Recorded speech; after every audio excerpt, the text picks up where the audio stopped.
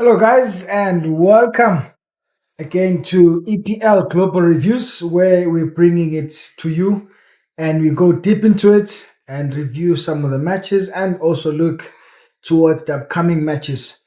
If you haven't liked or subscribed, please do so. So we're gonna continue bringing you the best content and everything football because that's what we are all about in the Premier League, of course.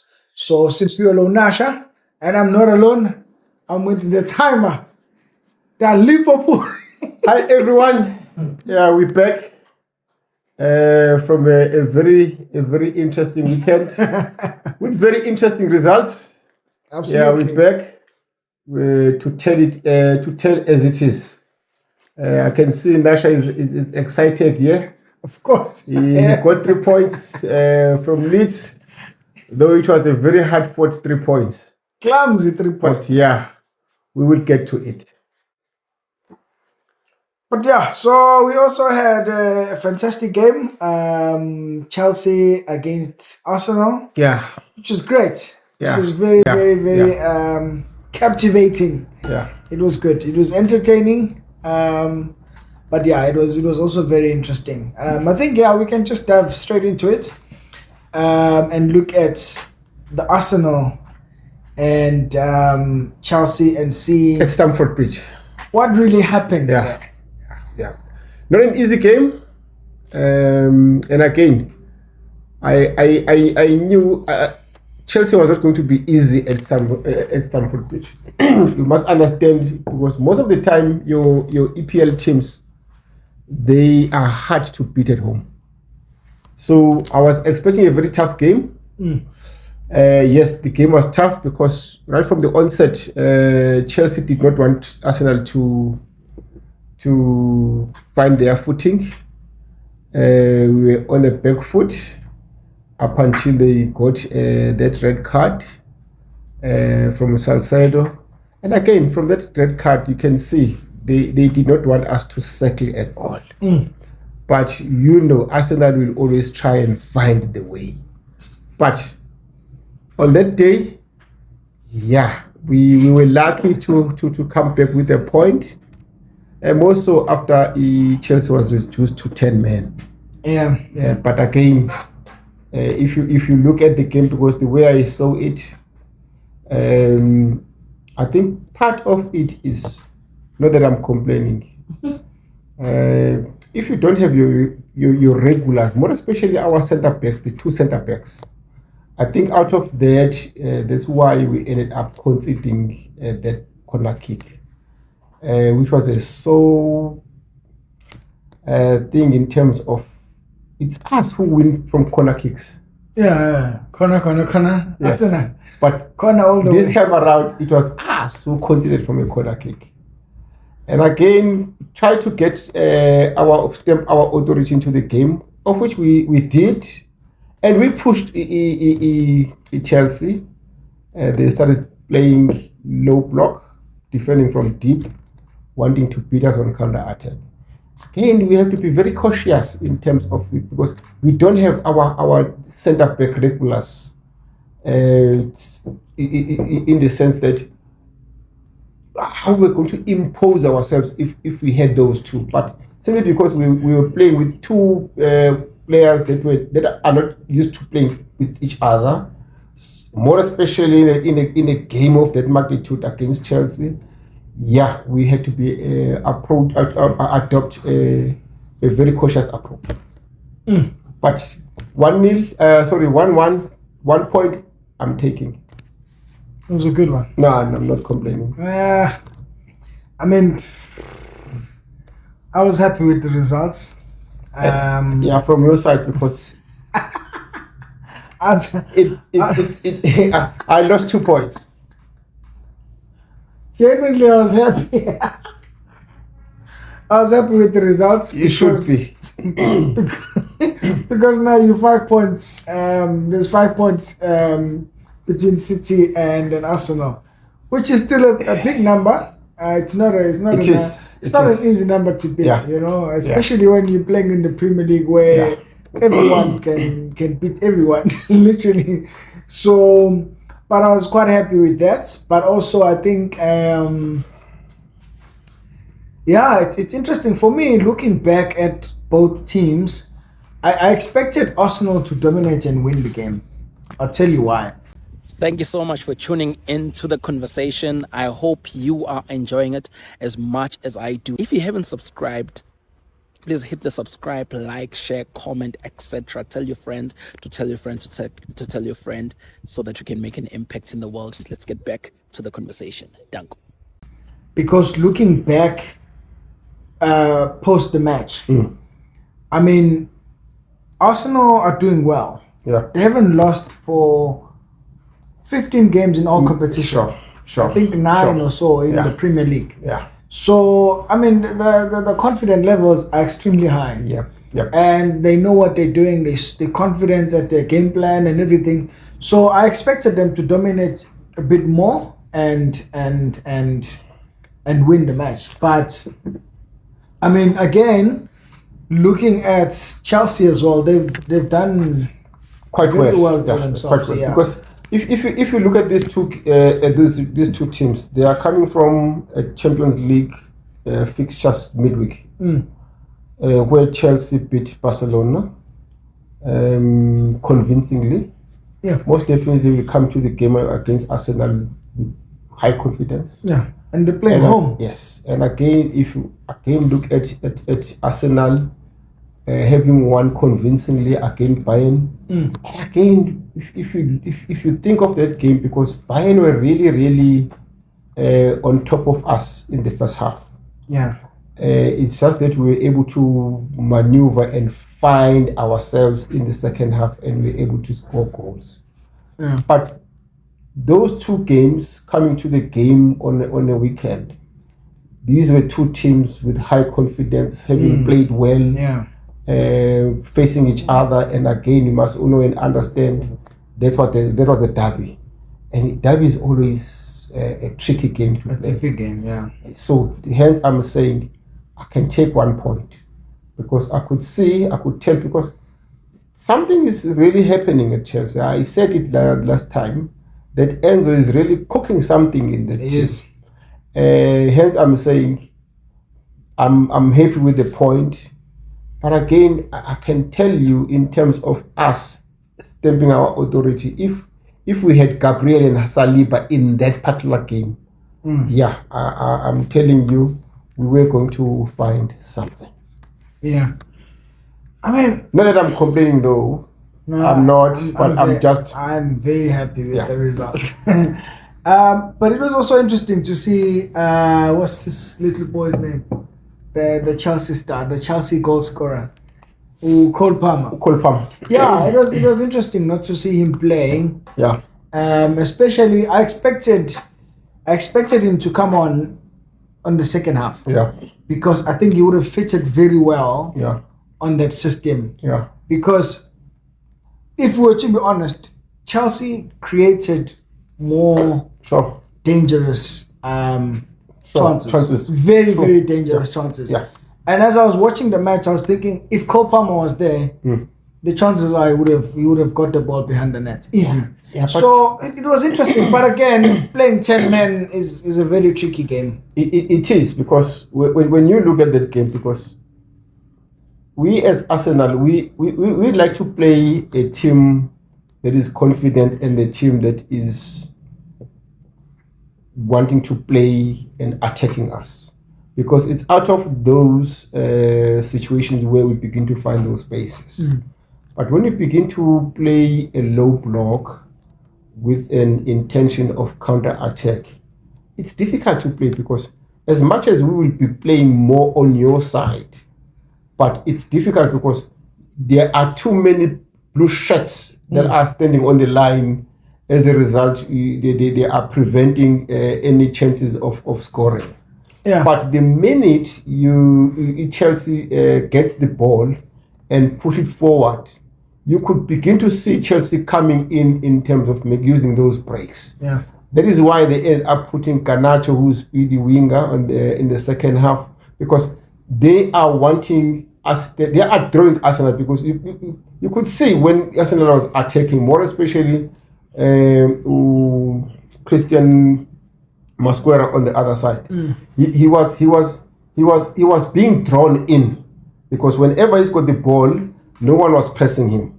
But meaning they wanted to draw him further up, so that when they get the ball and play on the counter, Arsenal is thin at the back in terms of the defending. That's how they wanted to play.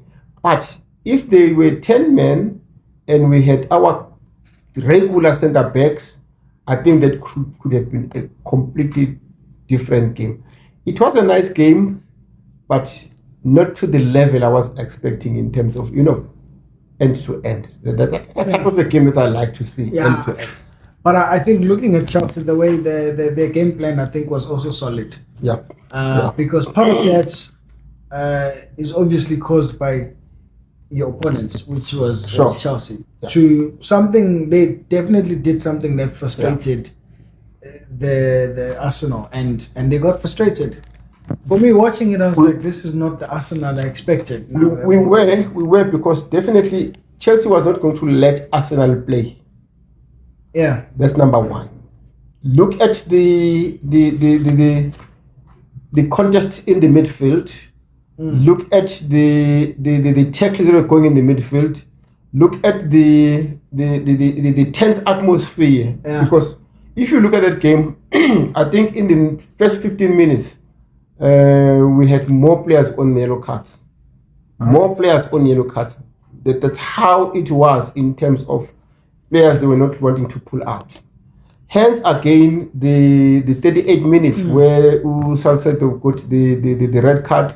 And again, you can see in terms of him, because honestly speaking, he was not supposed, because he went to Merino with that excessive force, which warranted the red card. But it shows you how Chelsea wanted to stamp their authority on the field, because they knew if Arsenal start dominating, consider they were playing at home. Yeah. No, absolutely. It was an interesting match. But also I was very fascinated by the number of yellow cards against Arsenal. Too many. Yeah, the referee got very busy. Like, yes. And to be honest, I thought, because it was in such an intense game, I thought there was going to be another red card. Because if you look at how Chelsea started doing and behaving, they wanted to put the referee under pressure to award a red card to Arsenal, so that we can equalize the number of personnel. Players, yeah. But the fact of the matter is, yes, there were some challenges that Arsenal made, but they were not warranting any kind of any form of a red card. But there were challenges that warranted a card, but not a red card. But Chelsea wanted us to get a red card. Yeah, even how they complained about that incident in the box. Yes. It wasn't good enough, obviously. No, it wasn't. But you could see the way they fought. They were like, nah, look. Yeah, it wasn't, because in a case like that, because in terms of the rules, you need to understand that some of the offenses, depending whether they were deliberate or not deliberate, that's how the rules is structured today, in terms of, if it's a deliberate offense, then consider your red card. In a case like that, where they were jumping for the ball, they were going up, most definitely, what do you use in terms of your elevation? What do you use in terms of your balance going down? It's your hand. Therefore, in that particular case, as much as, yes, it caught him on his, in the face, and he was complaining to the referee, saying, look at my face. Yes, because soccer is a contact sport, but it did not warrant a red card. Yes, yellow card. It wasn't. But that one, Salcedo's red card. No, that one, because if you look at it, first, initially the referee gave a yellow card. And when the referee was called by the VAR to come and check, we all knew. I knew from there that I said, okay, this is going to be changed to a red card, because you can then begin to see from a slow motion in terms of the vicious attack on more especially after the ball was already gone. Yeah. So Salcedo really deserved to have. Yeah. No, you definitely I deserve that one. Yeah. And looking at how the amount of time. Yeah. Looking from when the ball was kicked. Yes, and yes. the contact. Yes. There was just ridiculous time. Yes. But also there are ways to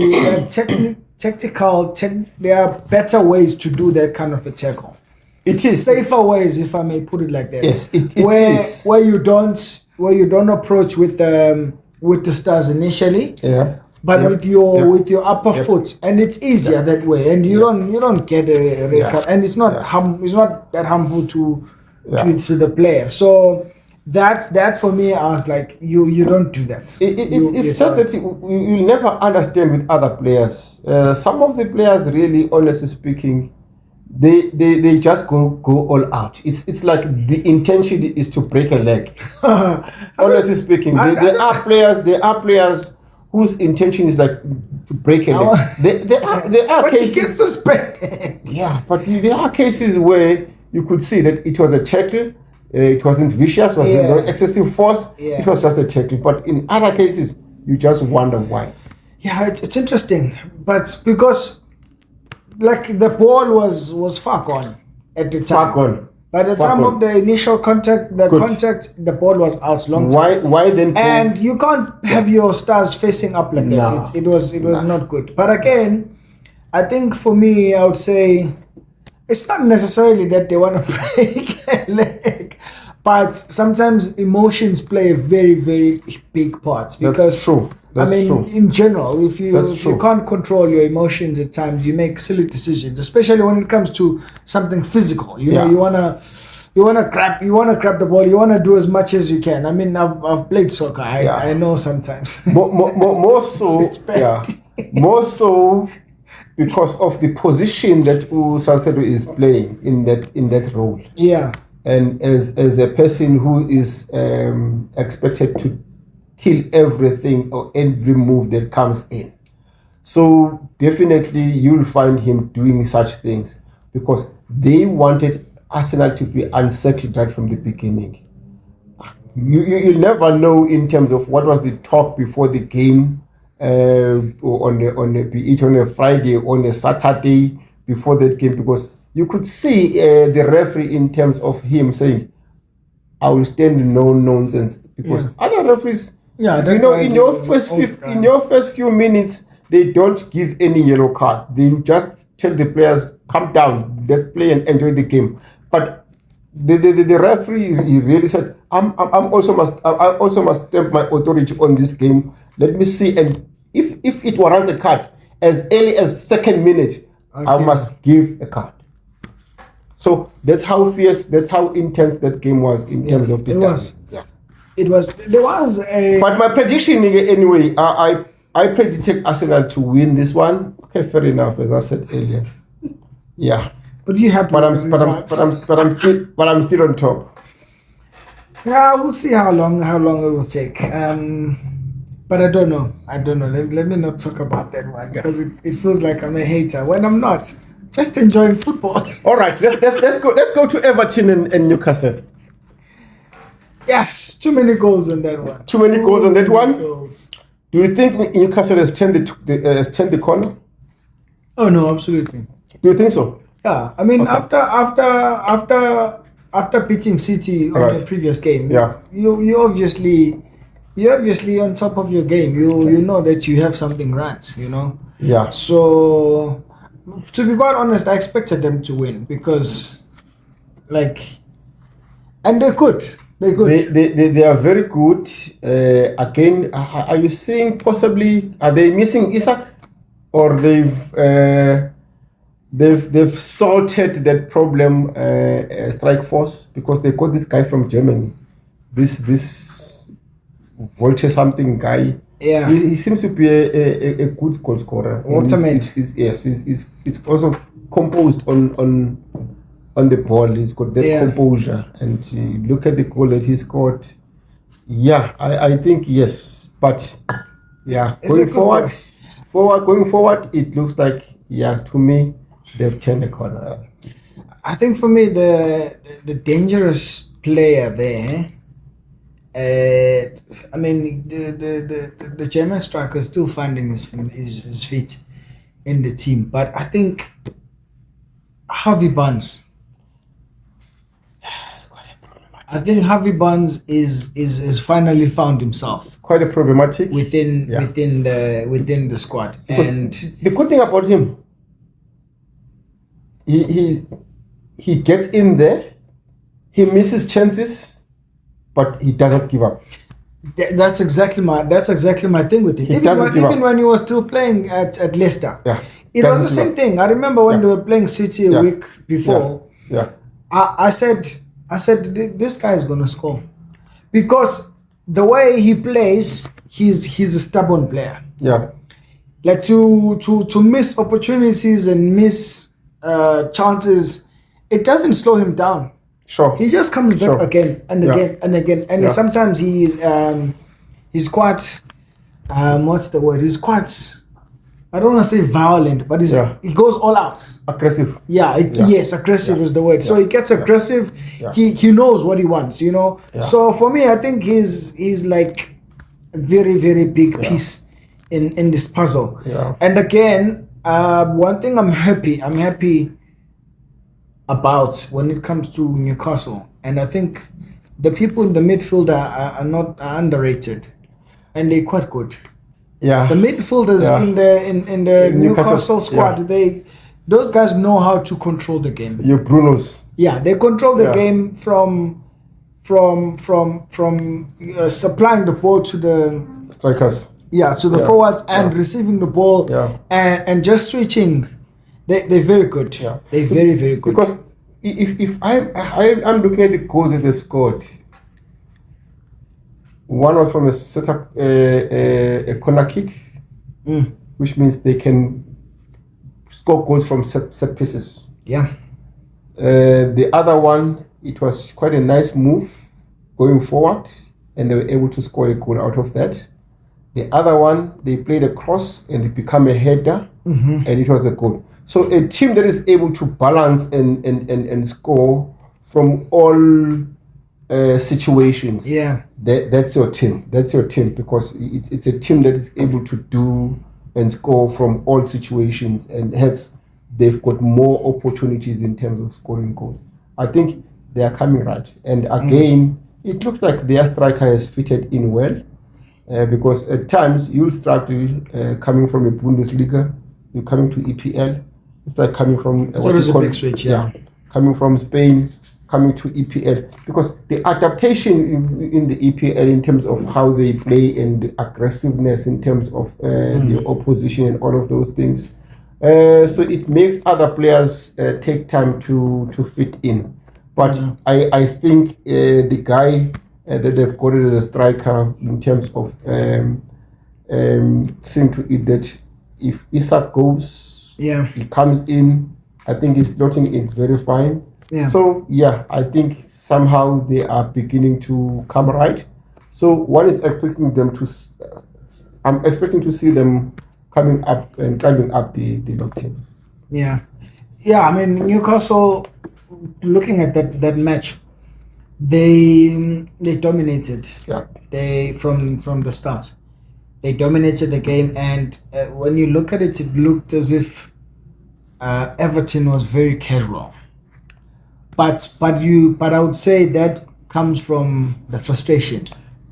I think Because so. the Newcastle, they were too good. They created more chances. You look at the shots on target they had way more, and they were aggressive. I think if you are playing at home and you are failing to stamp your authority, honestly speaking, something is not right.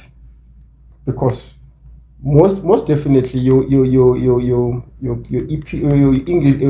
teams from England, they use the home ground advantage, so they do not want to be beaten at home. Yeah. But Everton, it's like They were not in the game. Yeah, they were so casual. They were still in the dressing room, and Newcastle was already playing. Yeah. So it part of it's how Newcastle wanted to play, stamping their authority right from the first whistle. Yeah.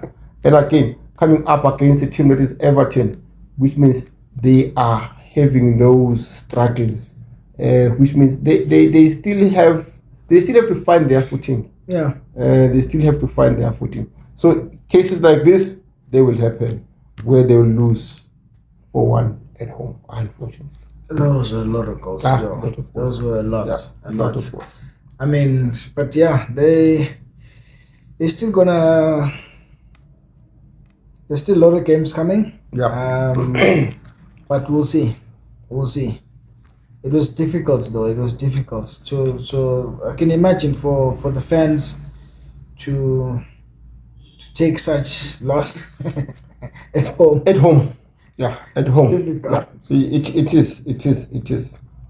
But again, yeah, when one looks at other games, one other game that I also had a look at, though not fully, was a game, your team, Manchester City versus Leeds. Because the last time I checked, you were leading 2-0. Yeah. Wara, towards the end of the game, the score was 2-2. How come you consider the 2 goals?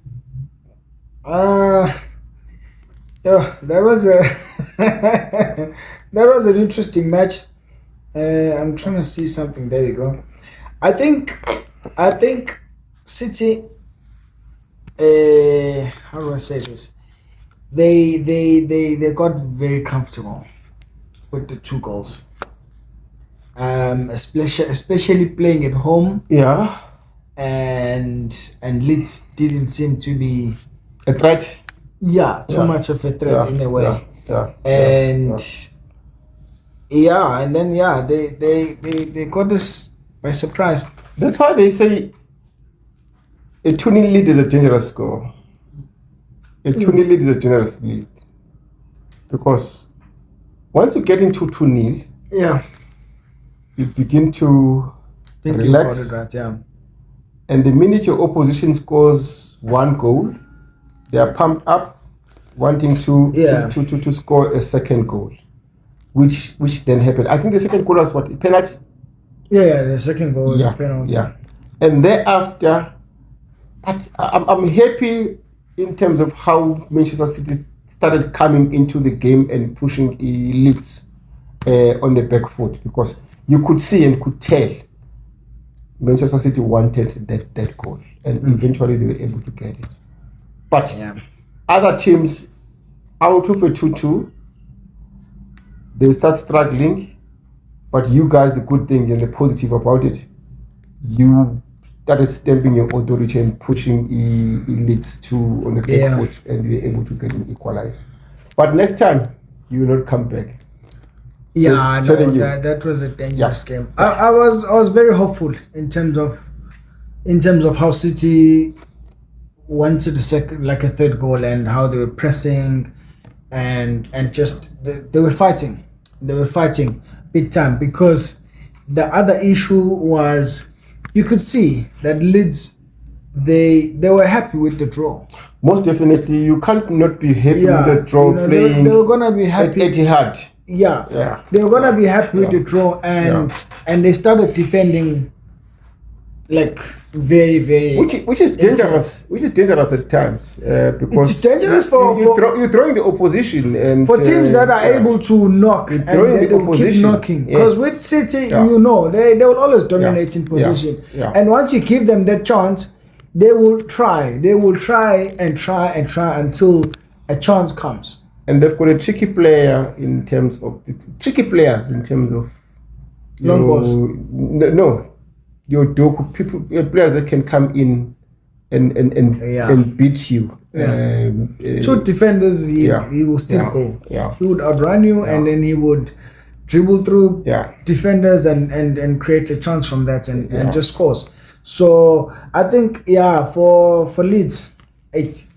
But it was hard. It was hard, especially with with the edit time. Yeah, I thought, yo, this thing, because sometimes the people they use this strategy, which is not very good when you want to win or want to score or whatever, where they drag everything. Sure.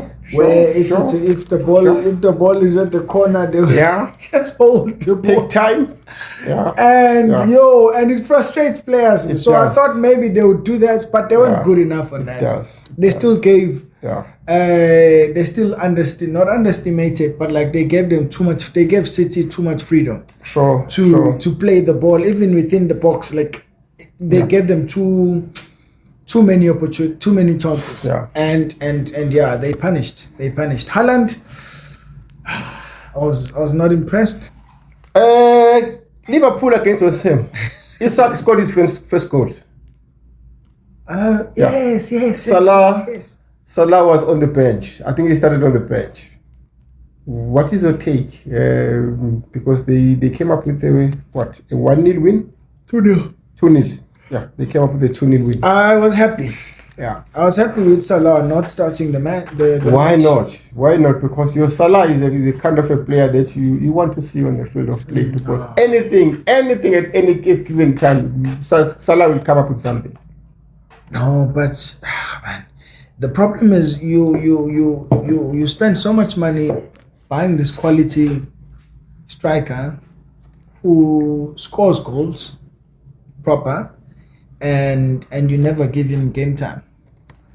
Yeah, but at times it doesn't mean that when you are buying a player, you are expecting that player will become a regular in the team there and then. At times you buy a player as an investment. And you're saying, I'm investing in this player in terms of the next 3 seasons, where he will become a regular in the following year.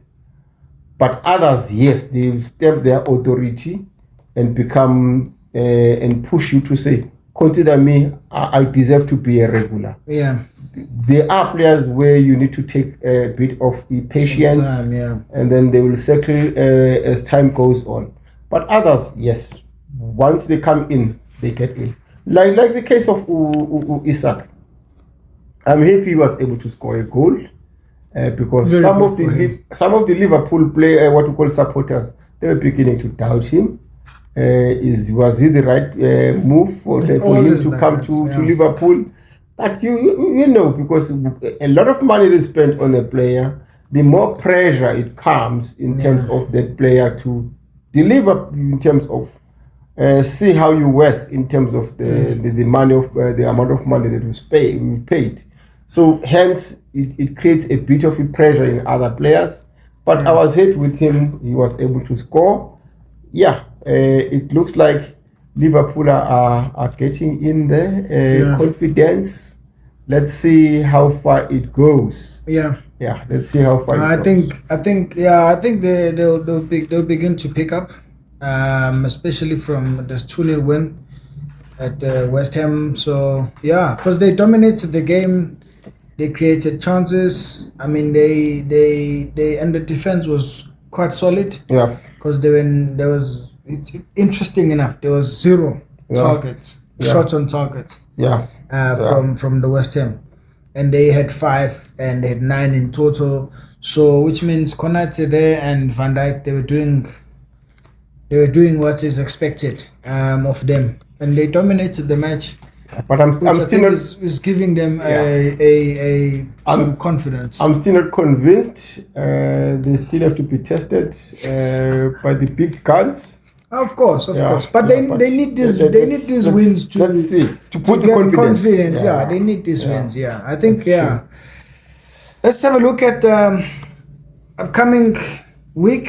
I see there's a lot of matches. Well, not a lot, but there are a few matches midweek. Building towards the weekend. And then we can do some predictions there and see who's gonna win what. What do you think? Do you think we need to pick up the few games on midweek? There are some interesting ones. So tomorrow, Tuesday, we have City versus Fulham and Yeah. Everton and Bournemouth. Newcastle and Tottenham. Okay, so that's Tuesday. Wednesday, Newcastle and Tottenham will be interesting. Newcastle and Tottenham. Yeah, it will be very interesting. Newcastle at home. It's a Wednesday. No, But my challenge it's is tomorrow. They're playing tomorrow. Yeah. tomorrow Tuesday. Interesting. Tottenham has lost the 2 games that they've played. They lost against Arsenal. They lost against Fulham. But they're fighting. Anyway, I just think it will be interesting. They might win that game. Yeah, but I also want to also to have my eye on the Fulham Richarlison and Manchester City. He might with Fulham. Yeah, Fulham and Manchester City. It's an insult. No, I'll definitely watch that one, especially because it's 9:30. So I'll definitely watch that one. All right. And Anyway, let's pick up the Newcastle and Tottenham. On Wednesday.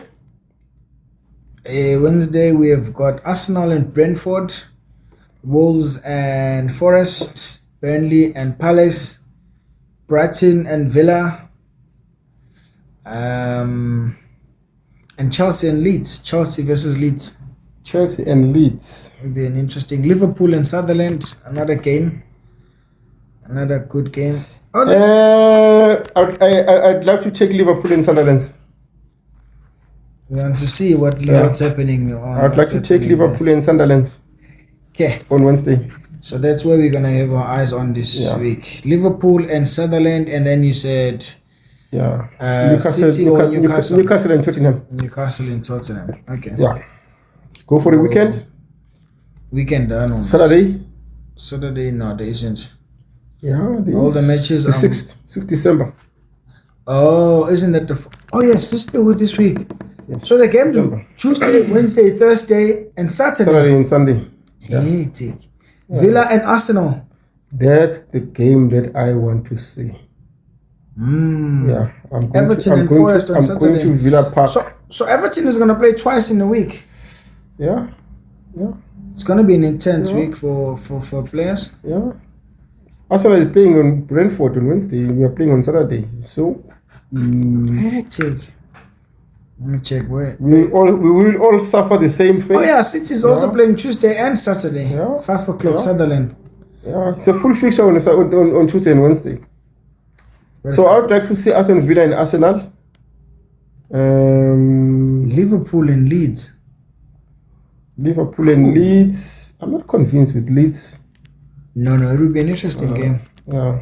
Leeds, they've got a very very big. Let's follow Sunderland. Sutherland. Let's follow Sunderland. Liverpool. Let's follow Sunderland with Manchester City again on Saturday. City's playing who on Saturday? Playing Sunderland. Hey, it will be a difficult one, but we'll see. Yeah. All right, that's it, everyone. Yeah. Thank you so much for staying with us as we looked deep into it. We're looking forward to this match. Go ahead and watch them. Go ahead and spend some time.